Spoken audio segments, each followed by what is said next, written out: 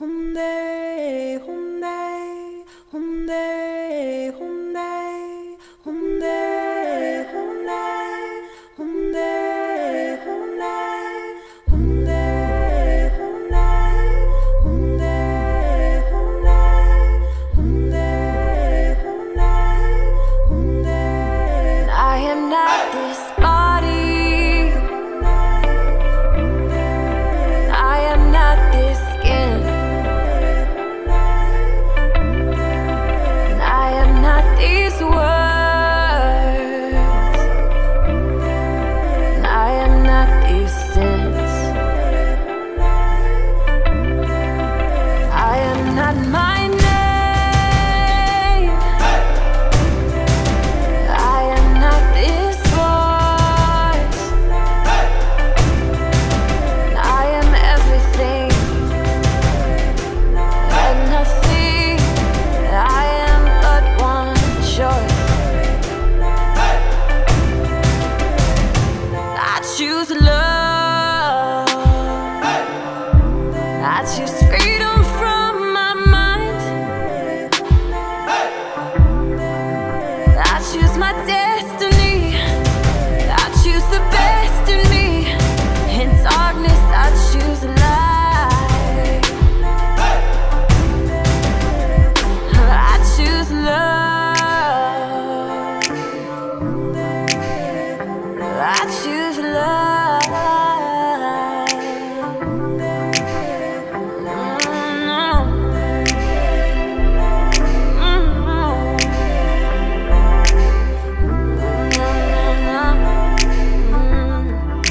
I am not a preacher.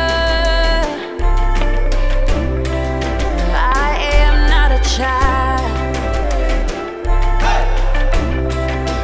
I am a believer. Stay young, stay wild. I am beyond human. I'm no animal. You can bet I'm not different than you. But you can call me what you want. Still, I choose love. I choose freedom from my mind. I choose my destiny. I choose the best in me. In darkness, I choose light. I choose love. I choose love. For every heartbreak on the man, anybody starting over again. Feel it, beat down, battered and bruised, saying that you just can't do it, can't do it. For every heartbreak on the man, anybody starting over again. Feel it, beat down, battered and bruised. You got a problem, well I got a solution. L-O-L-O-L-O-L-O-V-E. Singing L-O-L-O-L-O-L-O-V-E. Say I choose love. Over and over again. Over and over again. Over and over again.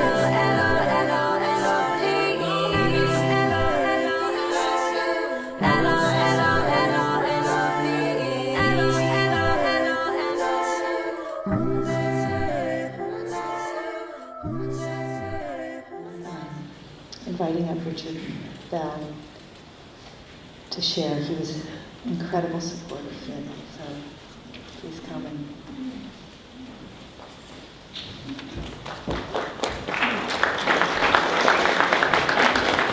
Thank you, Rob.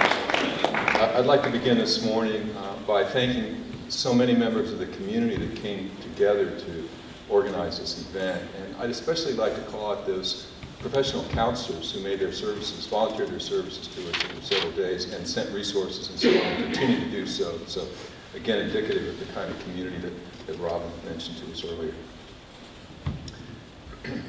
But it is very fitting that this celebration of Finn's life happened here at Marsha School, because memories of Finn inhabit every space of this building, every classroom, every hallway, from one of the classmates. We had a running inside joke with each other. Every time we saw each other, we'd make eye contact and give faces like we were suspicious. It would be mean faces, but with a slight grin. We would keep eye contact as long as possible while we walked our separate ways. Another classmate said, when me and my friends walked by, Finn would make funny faces at us. When Finn walked into Mr. Contafio's room, he said he greeted everyone, "Hello, beautiful." Except for Mr. Contafio, who he greeted as, "Hello, Mr. Kentucky Fried Taco."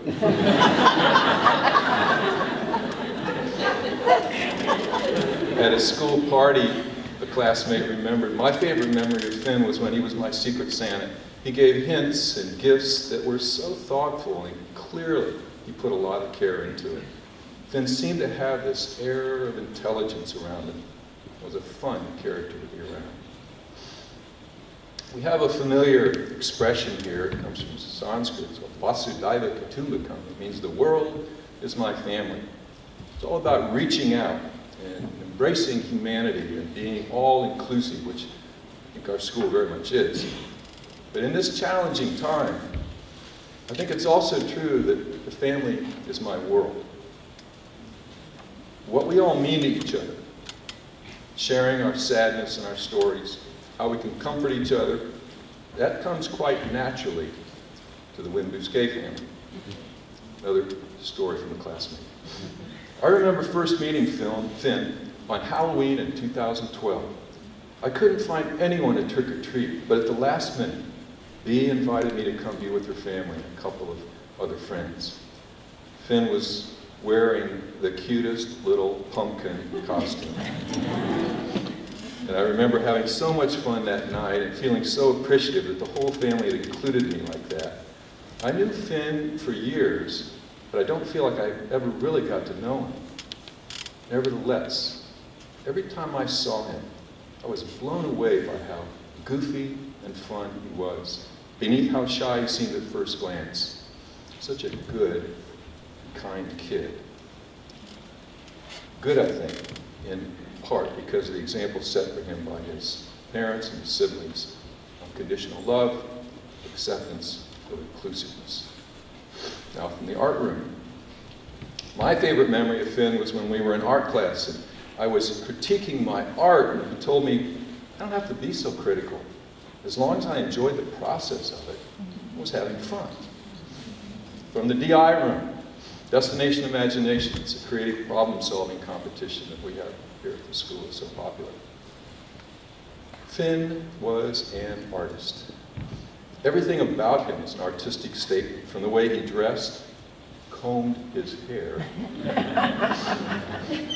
walked, and the details with which he looked at life. He couldn't help being an artist. He just was. He had to do improv in DI this year, but then he spent his time creating props, these small, time-consuming works of art, each one unique and beautiful in its own way. I regret that I'll not get to see this art develop and mature. I think he had greatness in him. One memory is of his DI performance in State, when for a few minutes he lost all inhibitions and cut loose with an astoundingly vivid, lively, wonderful portrayal of his character. I had never seen this from Finn before. He was great. We'll never know why Finn made that last decision. We'll never know what would have been of his art, his acting, his creativity, his compassion. He left us far too soon. One of Finn's friends and classmates said just this week how adolescence, and of course could happen to any of us, but maybe especially with adolescents, can lose sight of everything beyond their current situation, to be kind of like in a bubble and not be able to see anything beyond their pain. But students, if you feel consumed like that ever, if you ever begin to lose hope, or see that happening in a friend, reach out, reach through, break the bubble. You're surrounded by adults in this room right now and in this world who faced fierce challenges and devastating losses. But somehow, through their own strength and with the help of their family and friends, they pulled through. Time after time. We can do that for each other at times that we can't do it just for ourselves. All of us adults have learned the truth of 4 simple words. This too shall pass. And what we discovered was, wow, I survived that traumatic experience, that deep depression, that terrible loss. I survived, and how beautiful are these clouds today. How much today do I love my family, my friends, my pets, my life, my world. Countless rewards await you when you pass through those tough times and come out on the other side. Comment from a classmate. I didn't know him very well, but I remember once when he told me he was good at coming up with nicknames and called himself Fine Wine Bousquet.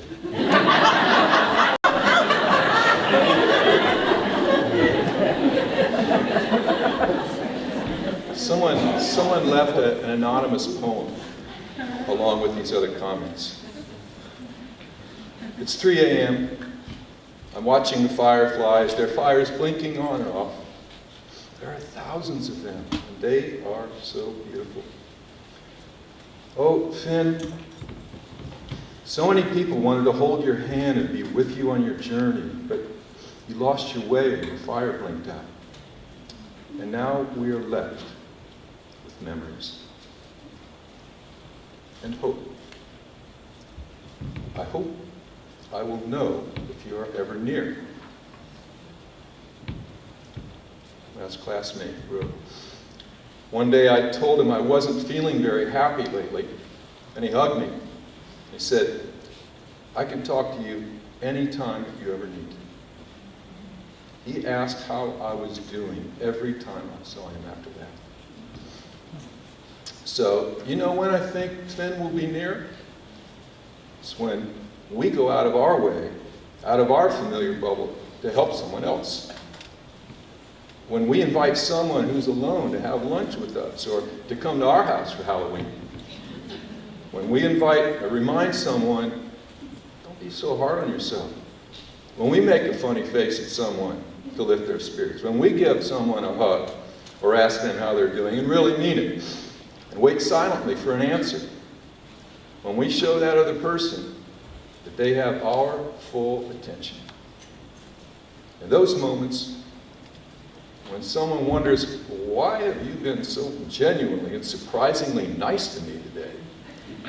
You'll know that Finn's been here, and in fact, that they just got Finn.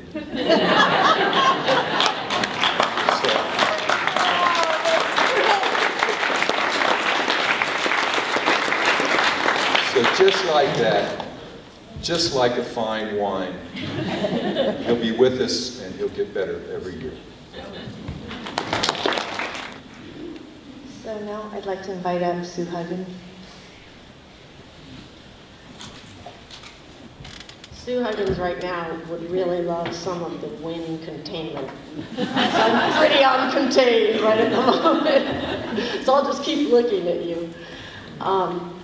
I'm speaking because I was sitting on the bed speaking to Heidi and her sister Robin. We were talking about things. There was something that I was discussing, and Heidi and Robin said, you have to get up and talk. You have to say this. So I'm going to share with you what that conversation was about. I'd been at their home a lot for about a day and a half. And I had watched, and I just witnessed people come and go. And I'd witnessed the interactions that was going on. And they were just sitting, and people would just review over and over so many questions and facts and thoughts about Finn, about the relationship to Finn, about the last time they saw Finn, the last thing they said to Finn. the last month of what things seemed like. And I was experiencing, this is kind of what we do. And it's healthy and it's good. This is what we do. We go over the facts, and our brain analyzes, and we think, what, like everyone has said, what if? But what happened is, there was this moment in time when I guess I witnessed a lot of this, and I just thought, what we all know is we're never going to know. We're never, ever going to know the answers to all those questions. And then I realized, actually, we don't know much about anything. And there was a real freedom of like, we just have to give it up. I mean, there's just so many things. Maybe we're not meant to know. Maybe this is what people call the mystery of life. We just don't know. So my little mind thing that I did with Finn, the thing that I just like desperately needed to understand, was that I just saw Finn with Heidi a week ago. And I spoke with him, and we bumped into him in a restaurant, and he just seemed radiant. I mean, beyond radiant. Like, his eyes were so gentle, his skin was glowing. I know most of you out there had seen Finn in those, in that state, in that situation, had that reaction to him. And I thought, when I heard the news, I thought, how is that possible? Isn't that the look of someone who's got inner peace? Isn't that what we think of as being radiant, like his heart is full? And this is just not, I can't get there. I just don't get what happened. That was like 6 days ago. And I think the blessing and the gift of it all was, I just realized that's the mind's job. That's what the mind does. Just fills in all those questions and inquiries. But it's not our job. Because what we can just do is love. We will never know the answers. We can keep asking, we can witness the mind when it does that. But when you realize you won't know, you drop into just a gentle, open heart, and you just love. And if I make it through this, we love Heidi, we love Beatrice, we love their whole family, and we love Finn most of all. And what we really love is the capacity to feel love, because sometimes Finn didn't have that capacity. And that was what, in the end, that capacity to feel love, even if it's embarrassing and you're in front of 400 people and you're crying, is worth it. And I told you I need a little more containment, but I feel like this is the gift that Finn's life left me with. And Finn's dad. This was my takeaway, that I'm not going to understand most things, maybe anything. Even things I thought I did understand, I now am finally old enough to realize I don't understand them, I never did. But I do know one thing. I know that I'm here to love. And I know that we can make a difference by loving. And Finn gave me that gift. So, thank you, Finn, and may we all walk away from this with that gift, because that left us with something that we can share and give for the rest of our lives that he can't, because he's not here. So it's our job. It's what we can do now as our mind does its little thing. We can just continue to have an open heart and to love.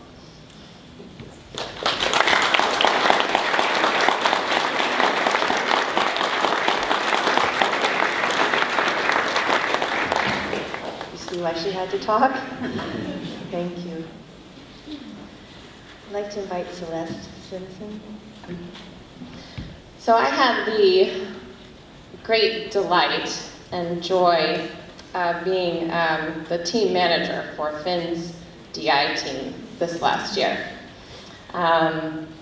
It was a small team, 3 8th grade boys, including my son Colin, and it was really just so fun to watch the 3 of them. They mostly worked in my basement, and I'm just filled with this gratitude. That I got to have this darling soul come into my home and interact with my children. I should have waited till the end to say that part. It was so wonderful, and it was really a gift. I wrote this a few days ago. This is my favorite memory from this year. Give you a little context first. As Dr. Bell said, DI is a creative problem-solving competition, and the kids have to work independently with no outside help. And there's two main parts to the competition. One is their team challenge, which they work on for several months, and then the other is an instant challenge, which they're literally given that day, and they have 8 minutes to work as a team and solve the challenge. It's an amazing program. And this team had, on top of that, a really interesting opportunity because their only other competition in the entire state of Iowa was another team from our school. A team of 6th grade boys, so 2 years younger than them, and that was it. It was just them. And so the results, no matter which way they went, it was going to be a huge learning opportunity. And we were prepping for it for a while. So this is what happened. Colin, Liam, Finn, and I sat together in the bleachers, preparing to hear the results. When it was announced that they had received the highest instant challenge score at the middle school level, this means they got the highest score in that part of the challenge, but not the overall score yet. They were so excited, and their level of optimism that they might actually win overall just rose. So when they were announced as the second place winners, I felt the breath go out of all of them. But Colin, my son, literally just wilted into his lap, head in his hands. He wouldn't respond to or acknowledge any of us. The ceremony ended, and we all got up to congratulate the winners, which included my younger son. So now, as parents so often are, I'm literally stuck between two children, and I'm sitting there worrying, what am I going to do? How do I leave one to go hug the other? And Finn, who had left his seat and gone down, looks back up, and he sees us sitting there, and he quietly made his way back up, and he sat down, and he didn't say anything. He just put his hand on Colin's back, and I smiled, and I got up and walked down and found my son and found the other winners and hugged them and congratulated them. And a few minutes later, I looked back up, and they were still there, just sitting, Finn with his hand on Colin's back, just there. Thank you.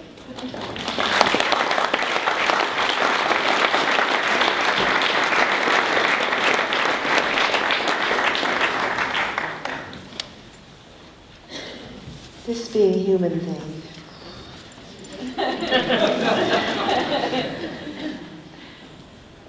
First of all, I'm going to invite people from the Maharishi School, if there's anything any of you would like to say, and then following that, the community. Hi. So when I heard the news, I was in shock, and then I was angry, and then I just had a mental breakdown and cried, and then I went to speak with my brother, who has really helped me through this thing. And then I decided to write a letter to Finn, and I had a really amazing experience with Dr. Bell on Wednesday, where I read him the letter and we spoke about Finn. And looking back on it, I decided to rewrite it, and I would like to share a little bit of it. The rest of it really just should be between me, Finn, and God. But I would like to share a piece of it now. Dear Finn, it's hard to believe that I won't be able to see your kind-hearted and warm smile again that so many people recognize you for. There's no words for how much you will be missed. You are a shining example of confidence, self-love, artistic expression, pure joy and bliss, and kindness to me. I really would like to incorporate these traits in my life. You and I still had a very real struggle in common, and both of us are transgender boys. This has been something that I've struggled with, but you've always had an amazing amount of confidence with yourself and acceptance for others. I really admire those qualities. Your shining positivity, wit, and art brought happiness to anyone who was in your presence. Words will never correctly sum up how much you impacted me. You taught me how I should be free to be myself, to be creative, and to be a source of light in others' lives. No poet could write a poem that would tell you how I feel. No artist could paint a picture that would show you how much amazing you were to your friends, family, and school. A day won't go by that I don't think of you, miss you, and love you. I believe your soul is with God now. I promise to make the world a better place. Finn, I love you. So we basically just have a few memories we want to share about him. We're his friends, and yeah. So the first one is we used to do this thing where we would all go to his house and we'd be in his room, and then we would decide that we would treat him as a royal person or whatever. So what we do is we split into groups. The first group would go and they'd massage his feet. And then the other person would go outside and we'd make a song for him. And then we'd come back in and sing for him while we massaged his feet. And I just remember him like asking for water and whatever, and we'd run down and get water from the kitchen. Or chocolate or whatever. So, yeah. And then the second one's you want to share?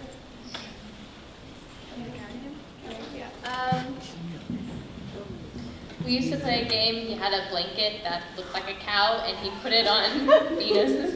Put it on over your face so you can't see anything, and you crawl around his room trying to find people. Many times we've gotten hurt playing that game. And broken furniture. Broken lamp. I remember one time during the winter, we tried to make hot chocolate. We boiled milk in a pot, and we ruined the pot. I don't know if you ever found that ruined pot. We tried to clean it up. I don't boil milk, you know. I think it was, I used to love, I loved going to everybody's and just, seeing him, and he'd walk by and just, smile and be like, oh my gosh, I don't know you, and just, play around with that, and that's why sometimes my mom was like, oh, I'm going to everybody's, I'm like, I'll go with you, because Finn's there, so. I just wanted to mention that he had a ton of funny nicknames. Like Lulu was Oobaloobles or Oobalicious. Or Yu-Yu. Yeah, all kinds of nicknames. What was yours? Chasey Wafer. Before you guys go, I just want to say Finn was so clear with me about you guys and that he was going to be lifetime friends with you. He was going to grow old with you. He had a whole story about how important you were to him. So I just wanted to acknowledge that.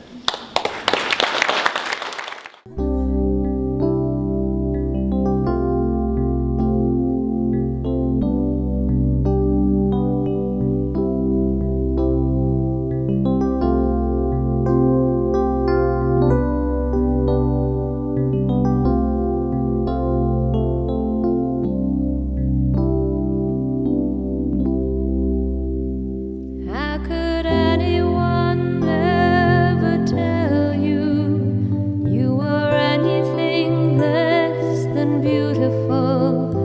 How could anyone ever tell you you were less than whole? How could anyone fail to notice that your loving is a miracle? How deeply you're connected to my soul.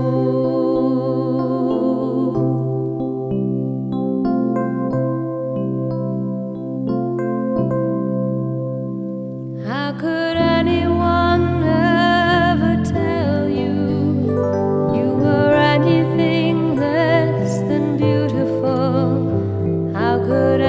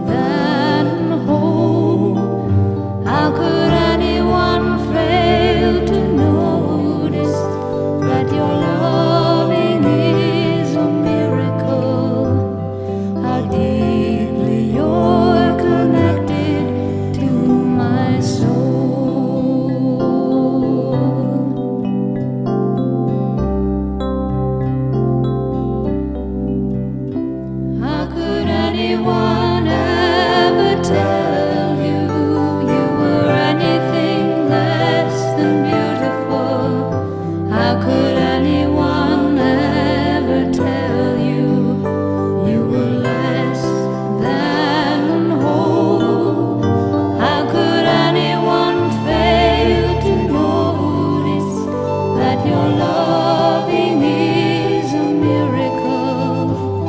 How deeply you're connected to my soul.